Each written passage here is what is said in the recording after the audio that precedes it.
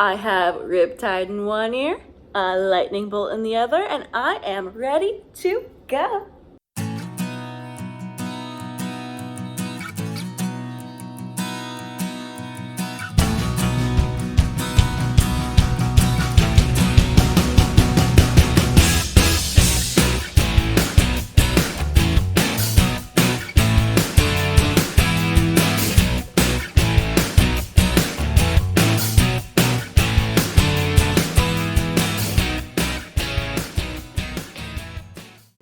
Hello, I'm Kate.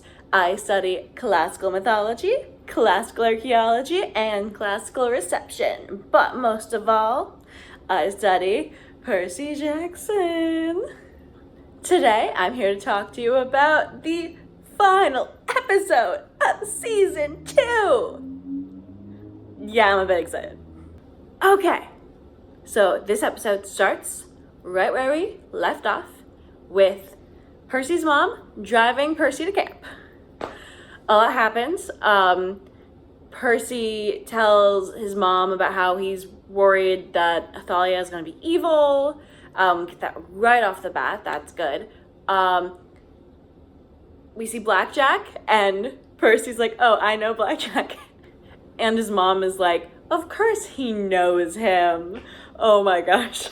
I love how she just completely takes his word for the fact that he can speak to horses. She's just like, this is like the least weird thing that has happened to me since I found out that I was with a god. So that was cute. And then, of course, the most important part of that scene, Percy tells his mom that he doesn't want her to get hurt. And it's just so sweet how she was fully ready to go into battle for her son, even though she has no idea what she's doing. I mean, it's Sally Jackson. She might know a little bit of what she's doing, but she was fully ready to go and protect her son. And he had to look at her and go, no, Mom, please don't. And I just, my heart. What a way to start this episode. And it just gets better. Okay. Then we have the main crew sneaking through the woods, and Percy finally admits to Annabeth that he's worried about Thalia. And of course, she's not listening to him. She doesn't believe him. But oh my gosh, when Percy says the line, she's gonna have to choose between you and Luke. Like, you can't imagine how painful that'll be for her. And Annabeth's face, like, she knows, because she's always choosing between Percy and Luke. Oh, this episode has me feeling things. Like, I am. Also, I did have a slight migraine earlier, so I might be a little out of it. And there's a lot of great things that happen in this episode. I don't want to go through everything. I was happy about Chris Rodriguez finally being shown that he was evil, and it happening in the camp, which works great with the whole scene in the camp with the fight scene. Having Chris Rodriguez there instead of already on the boat works wonders. And it makes sense why they had to create new characters to be the characters on the boat, because in the books that's Chris's job. So Allison takes Chris's job, and then Chris gets this new job in the camp for the fight. And that was really well done. I was kind of expecting it. I wasn't sure when Chris was going to show up, because I didn't know we were going to have a big battle in camp until a few episodes ago, or last episode. But as soon as I knew there was the episode in camp, I knew that was going to happen with Chris, and it was good. It's making me question if Clarice is going to be interested in dating him when he decides that he's not evil anymore in book 4, because that was rough. And they did not have that backstory in the book, but it does mean that they actually, at least we've seen them together before. He joins the bad side and then goes crazy and then goes back to the good side. So it will make that storyline more interesting when we get a season 4. When? Anyway, But I don't really want to talk about most of that stuff because a lot of the stuff preparing for the battle is really good and it made me excited, but I can't talk about everything. But the scene in I guess it's probably the big house, right? Where they're having all of these scenes with everybody inside. That one with Dionysus and him singing, "I am my own great, great, great, great, great, great grandpa." I was just very happy that we got that Easter egg because I think the first time that song is mentioned in the books is Sea of Monsters, because I don't remember it showing up in Lightning Thief, and I remember reading it on my reread for the show. So that was cute. I mean, I would love to see the campfire at some point, but this works too. And I liked how like Dionysus was like brushed them off, but then you could see he was mildly impressed by Percy when he does his big speech. Like, he's playing like carefree, but like he does care. He's Dionysus, what do I say? But yeah, I like that. Also, just real quick, I like that even though they didn't have the budget to like do all of the food jokes with Tantalus, they didn't delete them, and he finally grabs food and then he dies.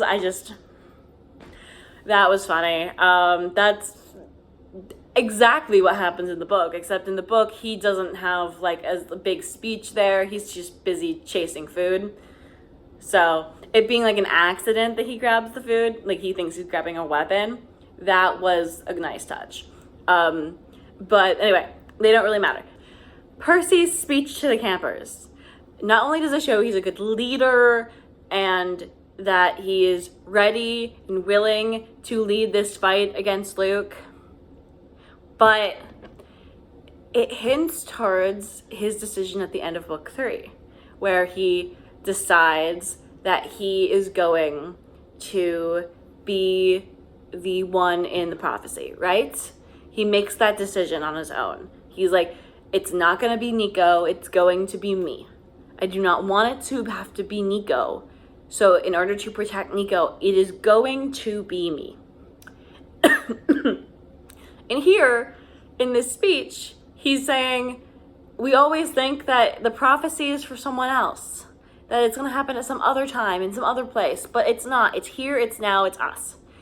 And he was, of course, referencing the great prophecy and the fact that he's pretty much deciding it's going to be him, which is going to make next season so much more interesting, because right now it seems like it has to be Thalia. She's the one about to turn 16, and Percy's kind of already started to decide it's him, and that it needs to be him because he can trust himself not to turn evil, but he can't trust Thalia, even though earlier in the season he was terrified that he'd make the wrong decision because of his loyalty, and now he's terrified that Thalia is gonna make the wrong decision because of her loyalty to Luke. Like, oh my gosh, oh my gosh, I love this show. Just talking about loyalty and like Fatal Flaws real quick. The scene at the end where we get to see that Cersei is fully pretending that Percy and Annabeth got through like because of her lessons and not because they ignored her and just went anyway. That was great. It makes me wonder how Hyla is going to get out. So I guess she'll have a different backstory when we finally get to her, if we get to her. But we will get to her. We will get through all of Percy Jackson, and we will get to the Heroes of Olympus, and we'll get to the Son of Neptune, and we'll find an excuse why the Amazons are in Seattle still, since Amazon did move.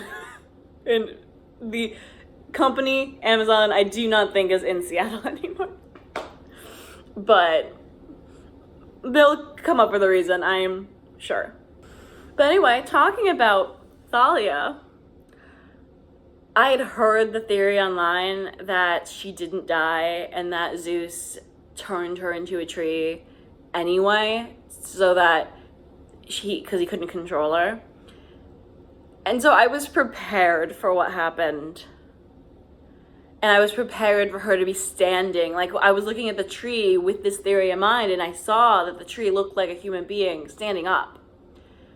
And I truly believed it was going to happen, but it was just so awesome how it happened. It was so cool. How she immediately shoots lightning thinking it's at Zeus, and it's at Percy, and they both fall over immediately. It's so similar to the scene at the beginning of season 3 where Percy and Thalia are fighting, and they get really angry at each other, and he throws water at her, and she shoots him with lightning, and they almost blow up the forest. Very similar scene. And how they both fall in the same way about the same time, and just showing the not just dichotomy but the aggressive similarities between the two characters. Oh, it was so good. I was so happy. It was amazing. Oh, yes. I don't know what to say. I could not handle how good that was. Backtracking real quick, I forgot to mention this, but Tyson, when he saves Percy with the trident, I like how for a split second they make us think that it's Poseidon who has shown up to save Percy, and then you look up and it's Tyson, because it was, for a split second I believed that it was a reference to the Sirens. I still think it's kind of a reference to the Sirens. And how Athena comes to save Annabeth, but then it's not Athena. I was like, well, Percy actually was saved by Poseidon. And then it wasn't Poseidon either. Though I guess technically Poseidon sending Tyson to Percy saved Percy. But that's reaching. I really like that Tyson had the trident, so that was great. And continuing with Tyson to after the battle in the dream sequence, this scene is just a masterclass in how you take a scene from a book that's good, but it's not quite hitting what it could be, and you don't change what's said, but you just make it so much better. Because the whole scene with Tyson telling Percy that he's going to go with Dad, and that his dad told him this in a dream, and that he was so thankful that Poseidon gave him Percy because he needed a friend and he got a brother. That is in the book. And it's a beautiful scene, but having that on top of Poseidon having this conversation with Percy and it becoming a family bonding scene between the three of them. Oh my gosh. Oh, I love it so much. It was so good. One qualm, which hopefully they'll fix in season 3. Tyson didn't give Percy his shield. And now it's possible that they're just going to say that Tyson built it underwater and then sent it up to Percy. Because how could he have put all the things that happened while they were there on the shield when everything that happened just finished, right? He hasn't had time to stop to build the shield. So that's fine. But I just want to keep it in mind for next season that Percy does not have a shield. And he doesn't, it's not the biggest detail in the books. I feel like we forget about the shield at some point in the books. It just disappears. But really like the shield. So if we could get that back, I want to see the design. I study classical arts. I want to see the shield in person and detailedly look at all the choices that they made. I need it. But yeah, Tyson's goodbye was absolutely beautiful. And I think one of the things I also really liked about this scene was that they managed to bring the line "brace yourself" into the show. In the book, instead of having a conversation with Poseidon, Percy has a conversation with Hermes. Hermes talks to Percy about Luke and like working on family no matter how much they want to kill you, and it's a good scene. But because we have the Poseidon scene, it wouldn't make sense to do both, especially because the reason that Hermes is there in the book is because he needs to give Percy a letter. And the letter is from Poseidon, and all it says is "brace yourself." And in the book, this is because Poseidon knows that Thalia is about to wake up, and that's gonna be difficult for Percy.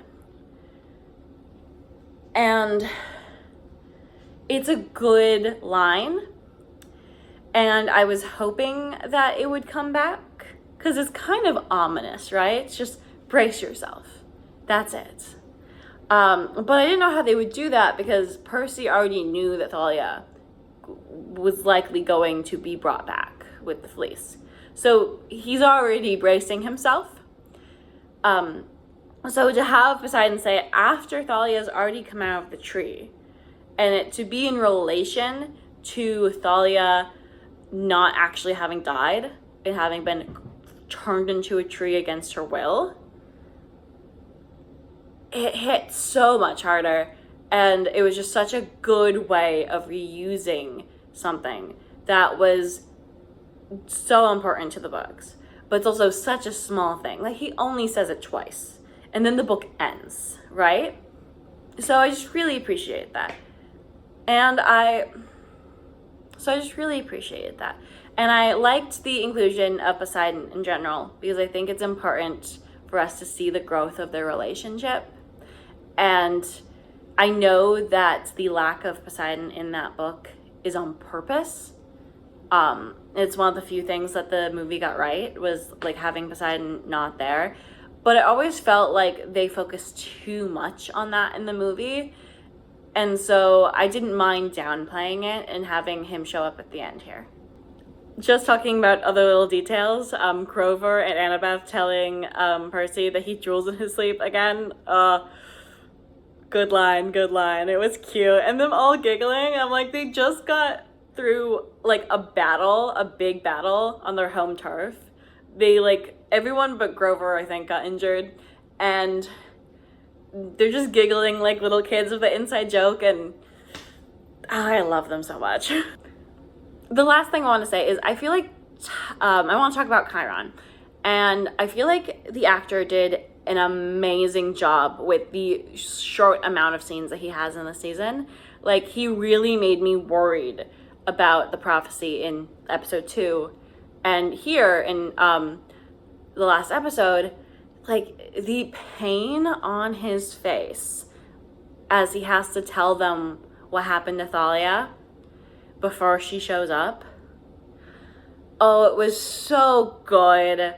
And I think that's one of the reasons why, even though I knew this was probably going to happen, like, I fully believe the theories online, the payoff, like the actual scenes, just hit so hard. Seeing Chiron's deep remorse, but him also admitting that he did lie. He fully lied for like years, and years. He lied. And I like it for many reasons. One reason I like it is because Chiron is one of those characters like Dumbledore where you don't want to think that they are fallible, but they are. Like, they make mistakes, and sometimes they do terrible things. And there is this scene, a lot of people probably haven't read this because it's in Trial of Apollo, like the last book. So if you haven't read the book and you don't want to get spoiled, like skip like a minute. But there's a scene where Chiron brings all of these like brand new 10-year-olds from camp on a big mission to fight a bunch of evil people, like monsters, and he fully admits that they've been at camp for like a week and that they have no idea what he's doing, and he's just like, it's in the field training. And that is terrible. That is terrible. And it's just one of those things that makes you remember that Chiron, for all the things that make you love him, he trains child soldiers. Like, he was never going to be perfect. And this is one of those moments that you remember that these are all children that are being used as pawns in their parents' games. And this change is just so good for that reason, that Thalia isn't just another demigod who's powerful, but she's a demigod who has been forced in this position, and she refuses to do it, which I think means that it's going to be really obvious that she's going to join the Hunters of Artemis in the next season. It's the perfect choice for her to make, but also it just shows what all of this is doing to everyone. Like, we already know what's done to Luke, though they haven't shown it in the show yet. They've talked about it, but they haven't shown it. And we see what happened to Thalia, and we have with like short pieces of conversation about what happened to Annabeth as a kid. And a lot of these things are happening to Percy now, but we're really getting a understanding from this situation of like how little power they have and how manipulated they are. Even Percy asks, like, did you give birth to me because, I mean, he didn't give birth to him, but did you sire me as a weapon, as your weapon? And Poseidon says no. Poseidon says it was because of love. But Zeus clearly has different opinions for why he sired Thalia.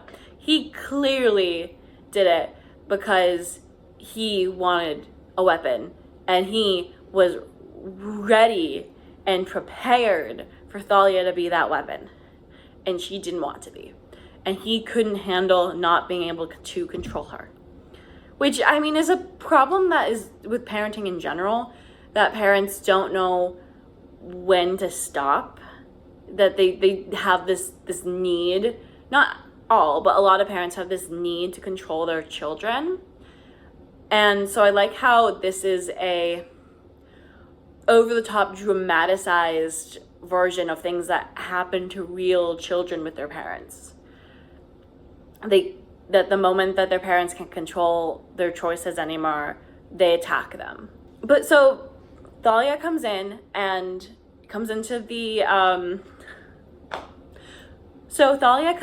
the big house, and she is looking for Annabeth. She does not remember what happened. She doesn't know she got turned into a tree.